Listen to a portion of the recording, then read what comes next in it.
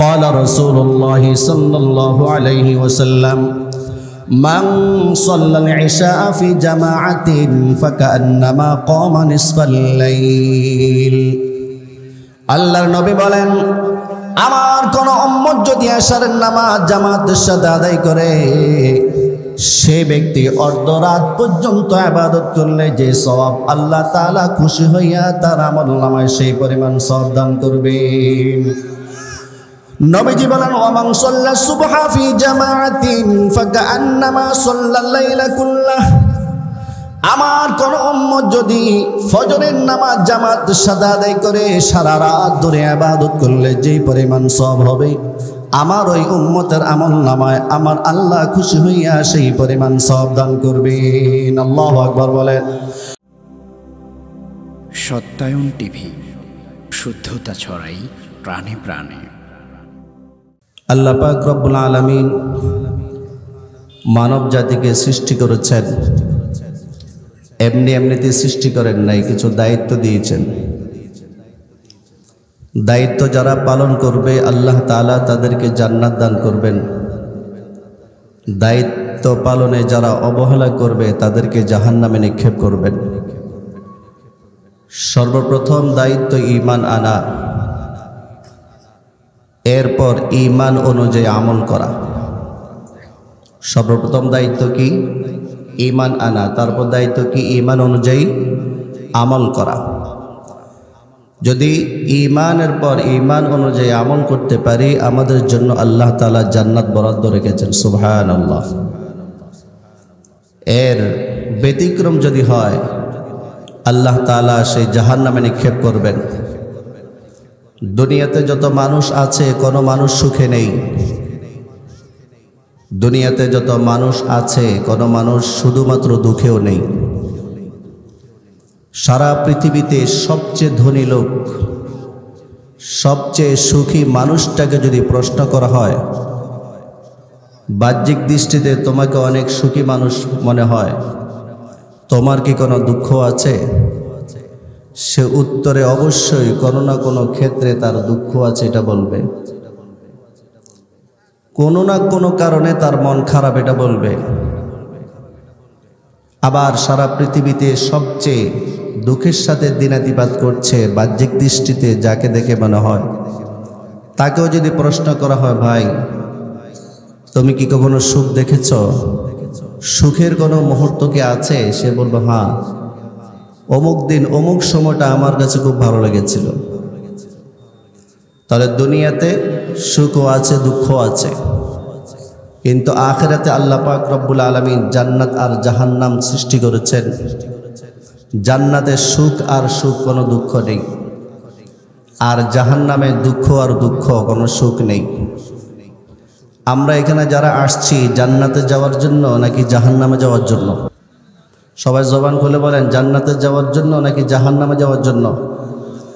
জান্নাতি আর জাহান্নামে যারা যাবে তারা কি এক না ভিন্ন? আল্লাহ বলেন, লা ইয়াস্তাবি আসহাবুন নারি ওয়া আসহাবুল জান্নাহ।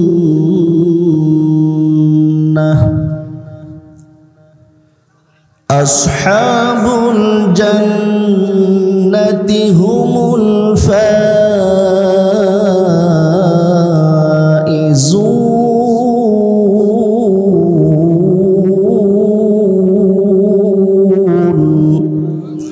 আল্লাহ আকবার। আরো আসতে বলেন, আরো আসতে বলেন আল্লাহু আকবার। আরো জোরে বলেন আল্লাহু আকবার। আল্লাহ তাআলা বলেন, জান্নাতি আর জাহান্নামীরা কখনো সমান হতে পারে না। জান্নাতীরা জান্নাতে চলে যাবে, জাহান্নামীরা জাহান্নামে চলে যাবে। জান্নাতীরা পরস্পর আলোচনা করবে। কি আলোচনা করবে? যে দুনিয়াতে তো আমরা অনেকের সাথে চলেছিলাম, আমাদের অনেক বন্ধু বান্ধব ছিল, তাদেরকে জান্নাতে দেখতে পাচ্ছি না কেন? ওরা কোথায়? ফি জান্নাতি ইয়াতাসাআলুনা আনিল মুজরিমিন। অপরাধীদের সম্পর্কে জান্নাতীরা পরস্পর আলোচনা করবে, তাদেরকে দেখতে পাচ্ছে না কেন? পরে তারা বুঝতে পারবে তারা জাহান্নামে আছে। কোথায় আছে? জাহান্নামে। এখন তারা প্রশ্ন করবে জাহান্নামীদেরকে, ভাই মা সালাকাকুম ফি সাকার, তোমাদেরকে জাহান্নামে কিসে নিত করলো? কোন অপরাধের কারণে আল্লাহ তোমাদেরকে জাহান্নামে নিক্ষেপ করেছেন? দুনিয়াতে না আমরা একসাথে ছিলাম, একসাথে অনেক ঘোরাফেরা করেছি, খেলাধুলা করেছি, গল্পগুজব করেছি, কিন্তু আজকে আমরা জান্নাতে আসছি, তোমরা জাহান্নামে কেন? তখন জাহান্নামীরা কেন জাহান্নামে গেল? 4টা কারণ বলবে। কয়টা কারণ বলবে? কয়টা কারণ বলবে? সবাই বলেন, কয়টা কারণ বলবে? জাহান্নামীরা বলবে আমরা 4টা অপরাধ করেছিলাম দুনিয়াতে, ওই 4 অপরাধের কারণে আল্লাহ আমাদেরকে জাহান্নামে নিক্ষেপ করেছেন। আমরা এখানে যারা আসছি, আমরা কি কেউ চাবো যে ওই 4টা অপরাধ আমাদের মধ্যে পাওয়া যাক? কেন? ওই 4 অপরাধ যদি আমার আপনার মধ্যে পাওয়া যায়, কোথায় যেতে হবে? কোথায় যেতে হবে? আপনারা একটু আমার সাথে কথা বলতে হবে, তাহলে আমি বুঝবো কিভাবে যে আপনারা আমার ভাষা বুঝতেছেন।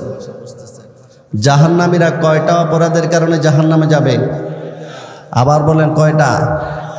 ওই 4টা অপরাধ আমাদের মধ্যে পাওয়া যাক, এটা কেউ চাবো আমরা? একটা অপরাধ পাওয়া যাক, এটা কি কেউ চাবো? চাবো না। 1 নাম্বার তারা বলবে ক্বালু লাম নাকু মিনাল মুসাল্লিন, আমরা দুনিয়াতে থাকতে নামাজ আদায় করতাম না। আপনাদের এলাকায় তো বেনামাজি নাই, কি বলেন? অভাব নাই? নামাজির সংখ্যা বেশি নাকি বেনামাজির সংখ্যা বেশি? তাহলে তো প্রথম অপরাধে পাওয়া গেল। আমরা দুনিয়াতে থাকতে নামাজ আদায় করতাম না, নামাজ আমরা পড়তাম না, মুসল্লি ছিলাম না আমরা। অথচ নামাজ এমন গুরুত্বপূর্ণ বিষয়, শুধু আমাদের নবীর উম্মত নয়, আমাদের নবীর আগে যারা নবী রাসূল আসছিলেন তাদের উপরও নামাজ ফরজ ছিল, যদিও নামাজ আদায়ের পদ্ধতি ভিন্ন ছিল, কিছু নামাজ ফরজ ছিল। হযরত মূসা আলাইহিস সালাতু ওয়াস সালাম আমাদের নবীর আগের নবী, যেহেতু আমাদের নবী সর্বশেষ নবী, তারপরে কোনো নবী নেই, কিয়ামত পর্যন্ত আর নবী আসবে না। আল্লাহ পাক রব্বুল আলামিন মূসা আলাইহিস সালাতু ওয়াস সালাম সম্পর্কে বলেন, ইন্নানি আনাল্লাহু লা ইলাহা ইল্লা আনা ফা'বুদনি ওয়া আকিমিস সালাতা লিযিকরি। হে মূসা শুনেন, আমি হচ্ছি আল্লাহ, লা ইলাহা ইল্লা আনা, আমি আল্লাহ ছাড়া কোনো মাবুদ নাই, ফা'বুদনি, অতএব আপনি আমার ইবাদত করুন, ওয়া আকিমিস সালাতা লিযিকরি, আর আপনি আমার শরণার্থে নামাজ আদায় করুন।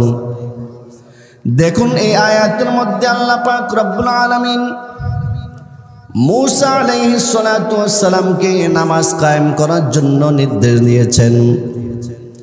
বোঝা গেল আমাদের নবীর পূর্বে যে নবী রাসূল আসছিলেন তাদের উপরও কিন্তু নামাজের বিধান ছিল।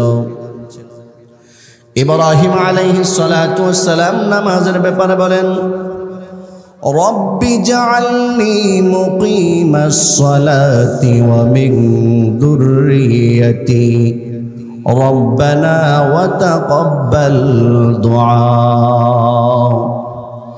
ইব্রাহিম নবী বলেন, আল্লাহ আপনি আমাকে নামাজ কায়েমকারী বানিয়ে দিন, শুধু আমাকে নয় বরং আমার সন্তানাদি যারা আছে তাদেরকেও আপনি নামাজ কায়েমকারী বানিয়ে দিন। বোঝা গেল আমাদের সমাজের মধ্যে অনেক পরিবার এমন আছে, মা নামাজ আদায় করে, বাবা নামাজ আদায় করে, কিন্তু সন্তানগুলো নামাজ আদায় করে না। এমন আছে কি নাই? আরো জোরে বলেন, আছে কি নাই?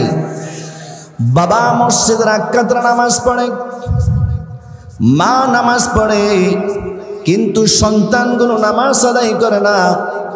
মা বাবাকে অবশ্যই আসামির কাঠগড়া দাঁড়াতে হবে, ইব্রাহিম আলাইহিস সালাতু ওয়াস সালাম নিজের জন্য যেমন দোয়া করেছেন, নিজের সন্তানদের জন্য দোয়া করেছেন, বলেছেন ওয়া মিন যুররিয়াতি আয় আল্লাহ, আপনি আমার সন্তানগুলোকেও নামাজ কায়েমকারী বানিয়ে দিন। বলেন আল্লাহু আকবার। এই জন্য মা বাবা যারা আছেন নিজেও নামাজ আদায় করবেন আর সন্তানগুলোকেও নামাজ আদায় করার জন্য বলবেন, আর আল্লাহর কাছে দোয়া করবেন যেমনি ভাবে ইব্রাহিম নবী আল্লাহর কাছে দোয়া করেছেন, রব্বানা ওয়া তাকাব্বাল দুআ, আয় আল্লাহ আপনি আমার দোয়া কবুল করে নিন।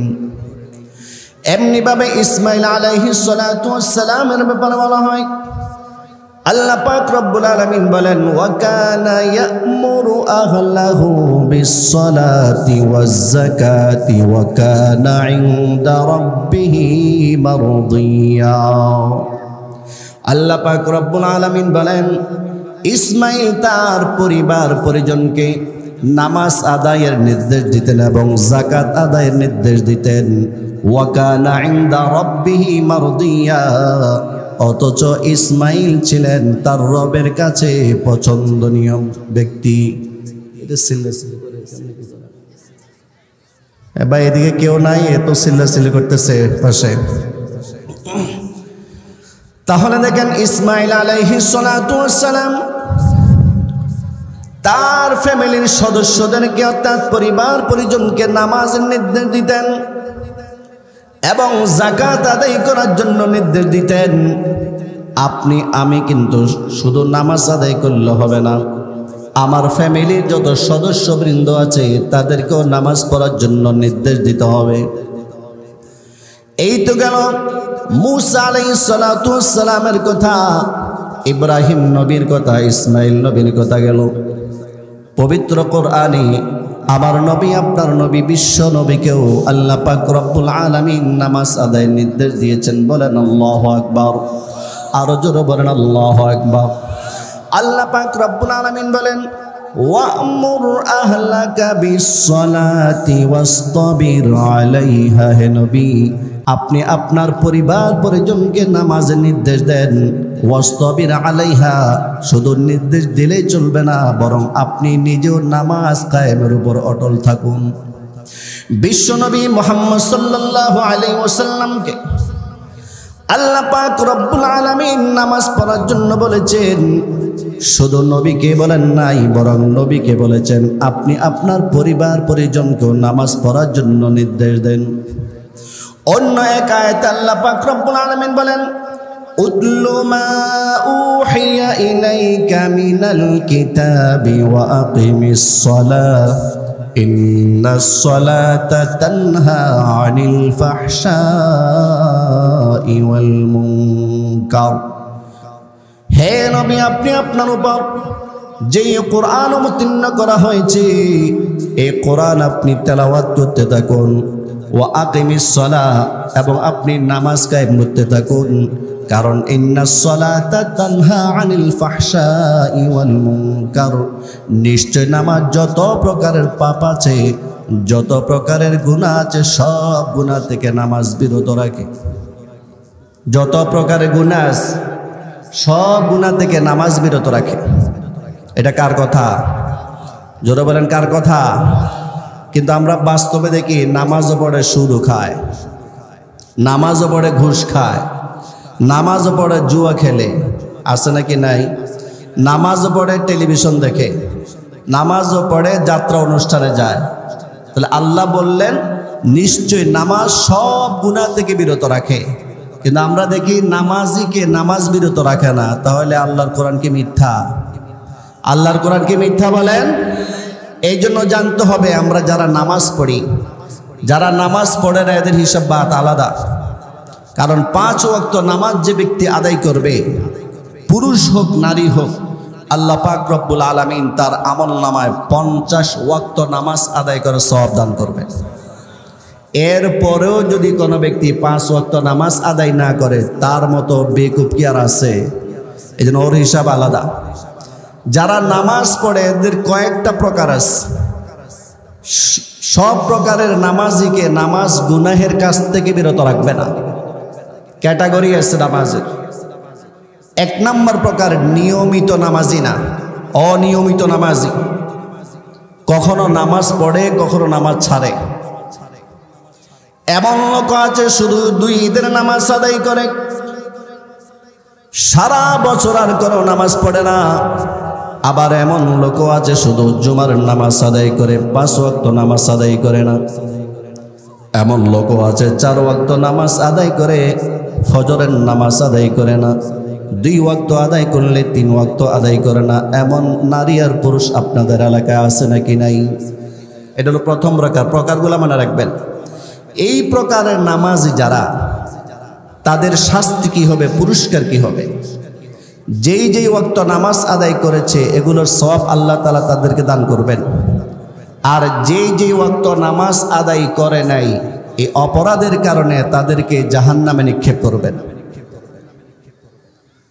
প্রথম প্রকার শাস্তি, যে যে নামাজ আদায় করে নাই ওই অপরাধের কারণে আল্লাহ তাআলা তাদেরকে জাহান্নামে নিয়ে দিয়ে দেবেন। বলেন তো, এই যে জাহান্নামে গেল এরা নামাজি নাকি বেনামাজি?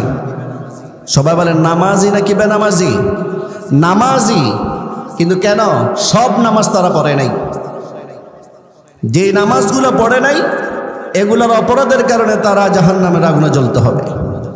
1 নম্বর প্রকার। 2 নম্বর প্রকার হচ্ছে নিয়মিত নামাজি।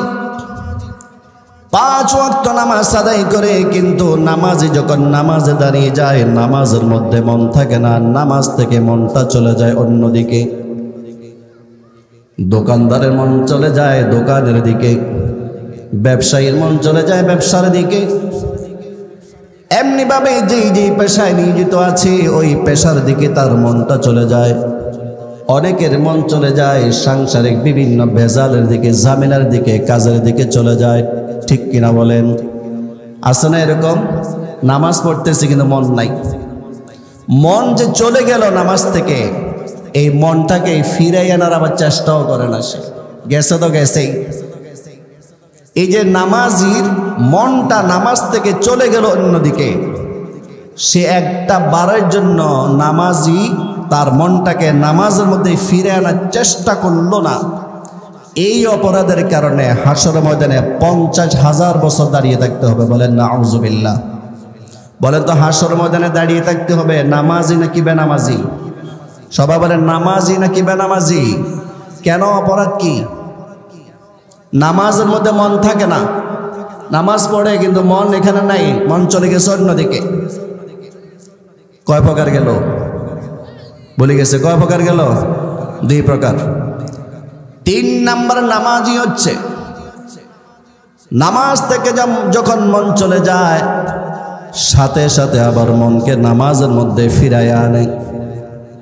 ফিরায় আনার পর শয়তান আবার মনটাকে নিয়ে যায়, আবার ফিরায় আনে।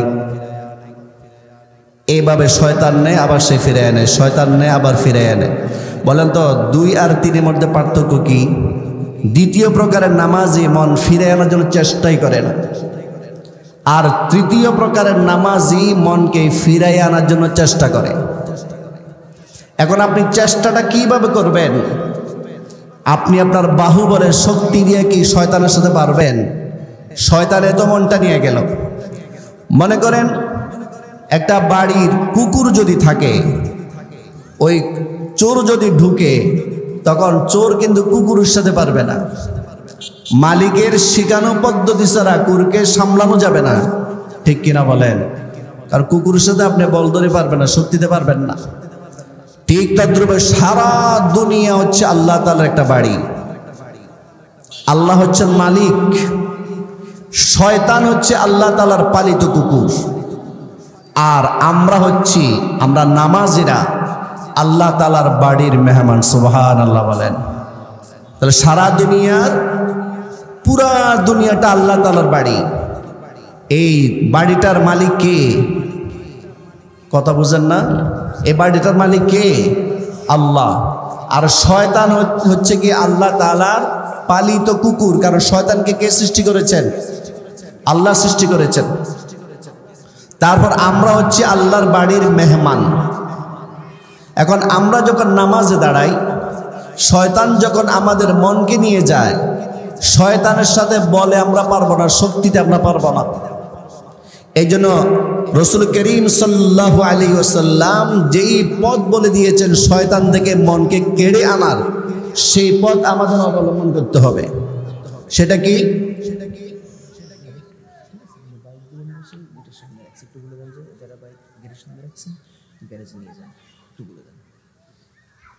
যারা গেটের সামনে বাইক রেখেছেন, বাইকের জন্য আলাদা গ্যারেজ করা হয়েছে, ভাই মেহেরবানি করে আপনারা বাইকগুলো গ্যারেজে নিয়ে যান।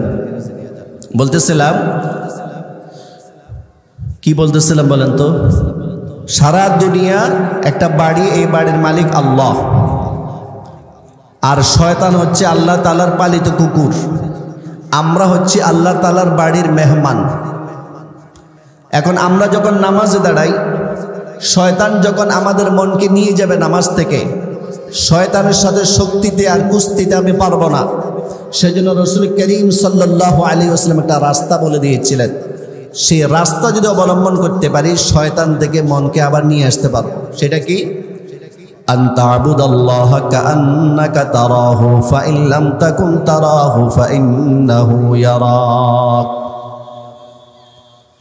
আল্লাহর নবী বলেন, এমন ভাবে আল্লাহ তাআলার ইবাদত করবা যেন তুমি সরাসরি আল্লাহকে দেখতে পাচ্ছ।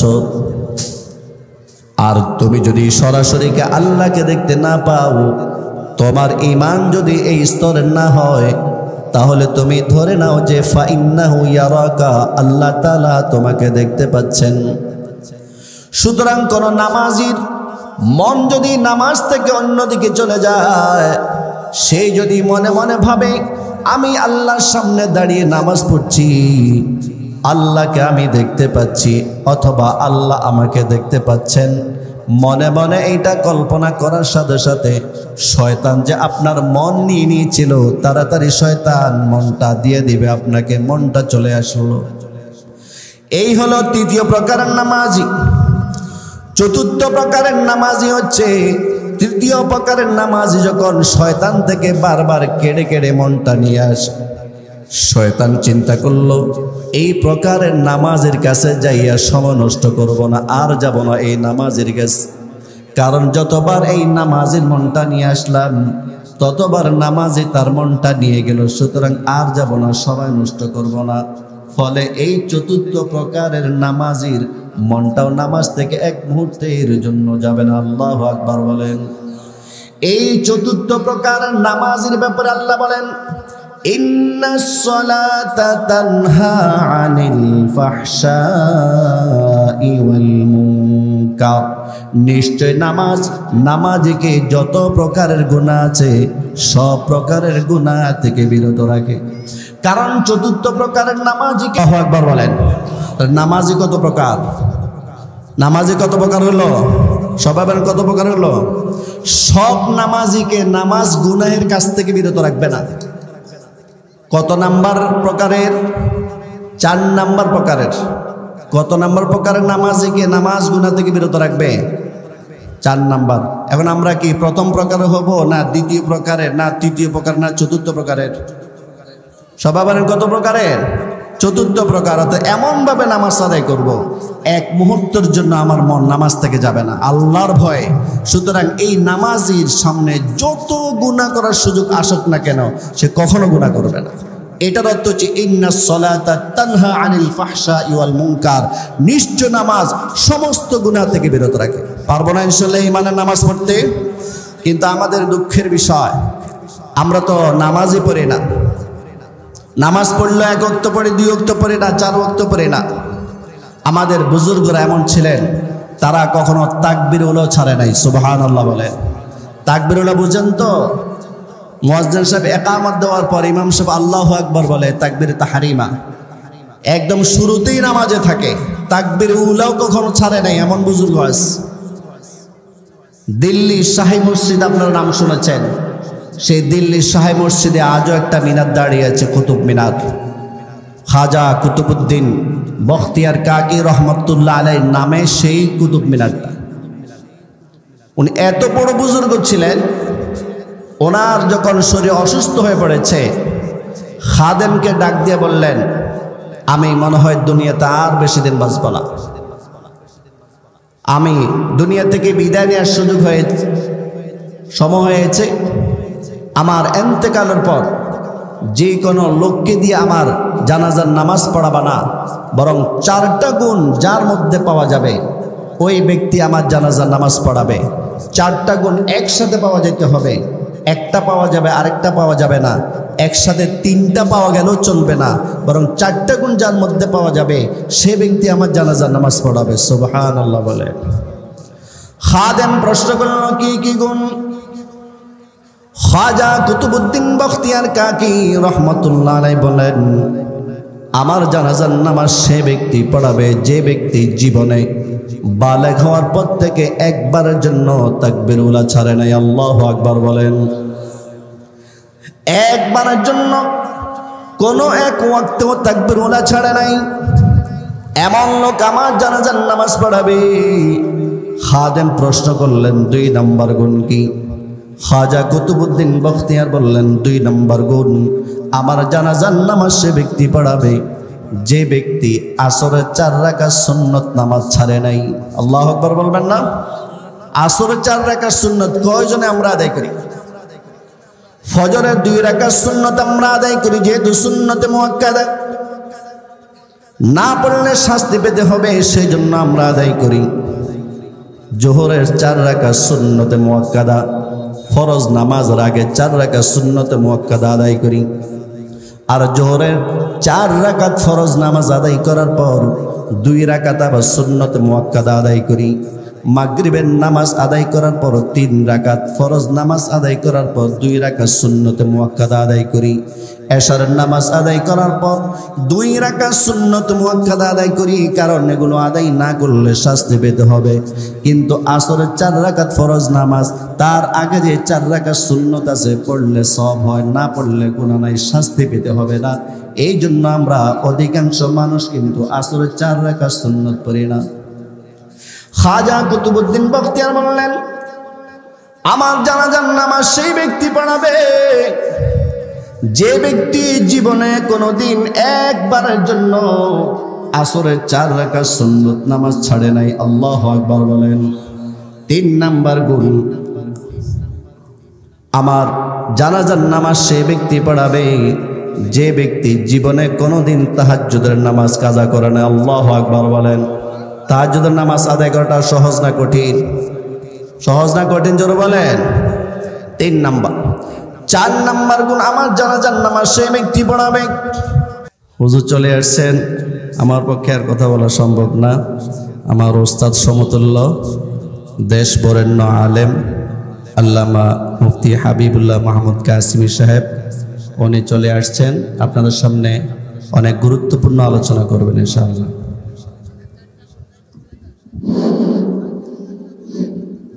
আরেকটা হলো 2 চোখ দ্বারা কোনো, তো বলছিলাম ওই 4 গুণ পাওয়া অনেক দুষ্কর হয়ে পড়েছিল।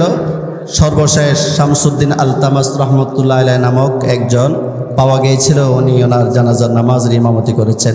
তো যাই হোক, আমার আলোচ্য বিষয় ছিল যে 4 অপরাধের কারণে জাহান্নামীরা জাহান্নামে যাবে। 1 নম্বর প্রকার লাম নাকু মিনাল মুসল্লিন, আমরা দুনিয়াতে থাকতে নামাজ আদায় করতে পারতাম না। বাকি 3টার আলোচনা অনেক সময়ের ব্যাপার, হুজুর চলে আসছে, ইনশাল্লাহ কোনো এক সময় যদি সুযোগ হয়।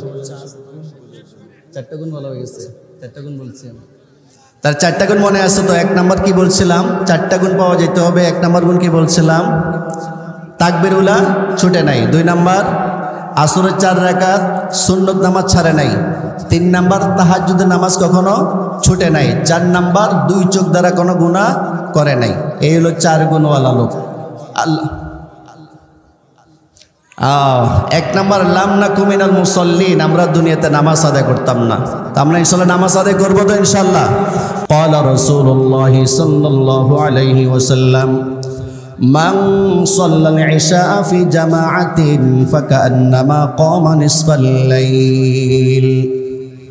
আল্লাহর নবী বলেন, আমার কোন উম্মত যদি এশারের নামাজ জামাতের সাথে আদায় করে, সে ব্যক্তি অর্ধরাত পর্যন্ত ইবাদত করলে যে সওয়াব আল্লাহ তাআলা খুশি হইয়া তার আমলনামায় সেই পরিমাণ সওয়াব দান করবেন।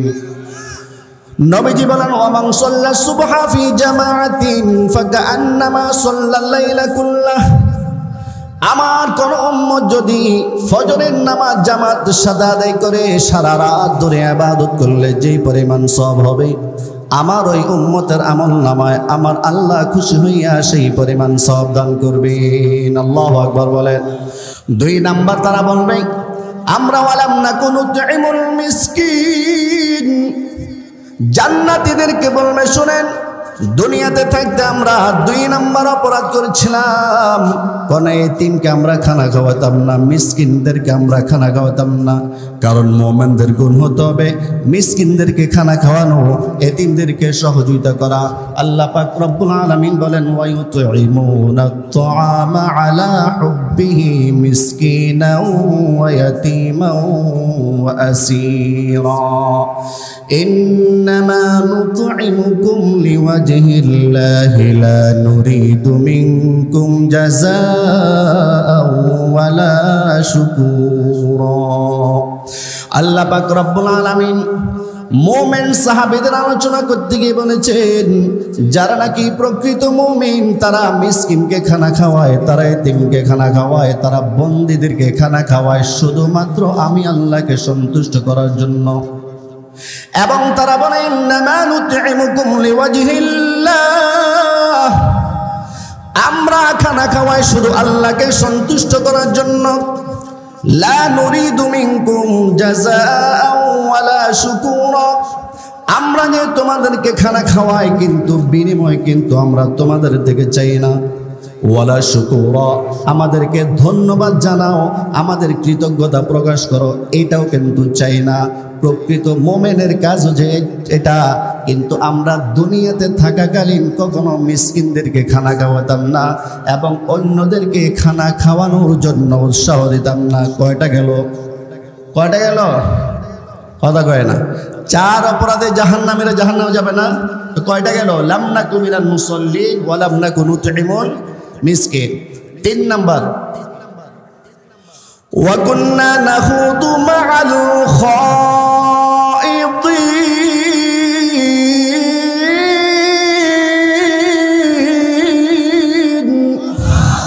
তারা বলবে আল্লাহ আমরা তো আসলে যারা সমালোচক, ইসলামের সমালোচনা করে, আল্লাহর বিরুদ্ধে কথা বলে, রাসূলের বিরুদ্ধে কথা বলে, আলেম ওলামার বিরুদ্ধে কথা বলে, যারা সমালোচনা করত আমরা সমালোচনা শুনতাম আবার সমালোচনা করতাম। এই 3 নম্বর অপরাধের কারণে আল্লাহ তাআলা আমাদেরকে জাহান্নামে নিক্ষেপ করেছে। আর 4 নম্বর অপরাধ ওয়া কুন্না নুকাযযিবু বিয়াউমিদ্দিন, আমরা হিসাব যেদিন হবে, আমরা এই কিয়ামত দিবসকে আমরা মিথ্যারোপ করতাম, আমরা বিশ্বাস করতাম না। এই 4 কারণে আল্লাহ আমাদেরকে জাহান্নামে দিয়েছেন। আমরা যারা এখানে আছি এই 4টা অপরাধের কোনো একটা অপরাধ যেন আমাদের মধ্যে পাওয়া না যায়। আল্লাহ পাক রব্বুল আলামিন আমাদের সবাইকে আমল করার তৌফিক দান করুন।